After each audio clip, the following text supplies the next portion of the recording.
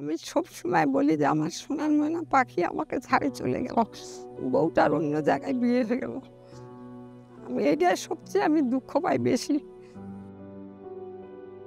আগে আমরা খুবই ভালো ছিলাম, ভালো পরিবেশে ছিলাম, ছেলে মেয়েদেরকে নিয়ে খুবই শান্তিতে ছিলাম। এই ছেলেমেয়েরা বিয়ে হওয়ার পর ছেলে মেয়েগুলা সব আলাদা আলাদা হয়ে গেল। ওর বাবা মরার পর ছেলেগুলো আলাদা হয়ে গেল। আলাদা হয়ে যাওয়ার পর আমি একা একদম অসহায়। এখন আমার মানে কঠিন পরিস্থিতি খারাপ। ছেলেদের কোনো আমি হেল্প পাই না। এক ছেলে যে ঢাকা আছে, কোন জায়গায় আছে, কতদিন হচ্ছে, এখনো কোনো ফোন নাই বাড়িতে। ওই মেয়েটাকে আমার কাছে রাখছি। আমার নাতনি একটা আছে, ওকে কাছে রাখছি। ওরও একটু পায়ের সমস্যা, ওকে যে নিয়ে যাইতে চাচ্ছি মেডিকেল, একটু তবুও নিয়ে যাইতে পারছি না। পেট থেকে একটা পায়ের সমস্যা ওর আছে। এখন আমি একাই, এখন অসহায় আমি খুবই। 15-20 জন এরকম হয়। কোনো কোনো ছাত্র মনে করে যে টাকা দিতে পারে না, আসে না।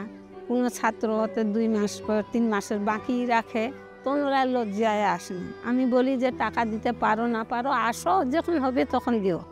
এইভাবে আমিও চলি, তোমরাও চলো। ওদের মাকে শিখাইছি। ওর মারা বিয়ে হয়ে শ্বশুর বাড়ি গেছে, ওনার মেয়েগুলা ওনার পর্যন্ত লেখাপড়া করতেছে।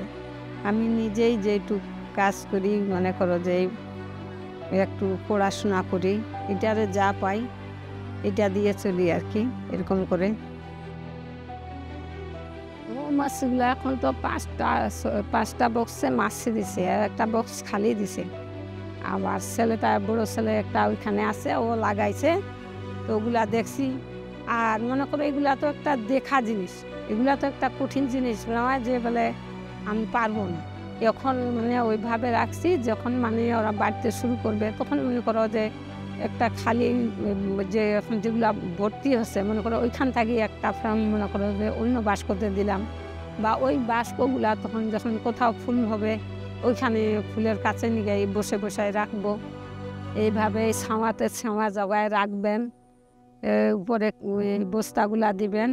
ওরা যখন ফুল হবে তখন ওরা ফুলে, তখন যেখানে সেখানে নিয়ে যাবেন, নিয়ে ওখানে যাই ইয়েগুলা বক্সগুলা লাগাবেন, বসাবেন। করেন যে একটা বক্সে এখন যদি 10 কেজি করি হয়, 10টা বক্সে এখন 100 কেজি মধু হবে। 100 কেজি মধু যদি পাই তাহলে তো আমার এখন সংসার বা আমার পরিবারটা তো ভালো চলবে। আল্লাহ যেভাবে নিয়ে যাচ্ছে সে হিসাবে আমি এইটাই ভালো চাচ্ছি যে আমার এইভাবে হতে ভালো আছে, যে আমি নিজে হাতে সব কিছু কাজ করে খাইতে পারছি, চলতে পারছি। আল্লাহ যে আমাকে এইভাবে চলাচ্ছে, এইটাই আমি আল্লাহর কাছে হাজার হাজার শুকরিয়া। আমার শরীরটা সুস্থ থাকা, এইটাই আমি শুকরিয়া মনে করছি।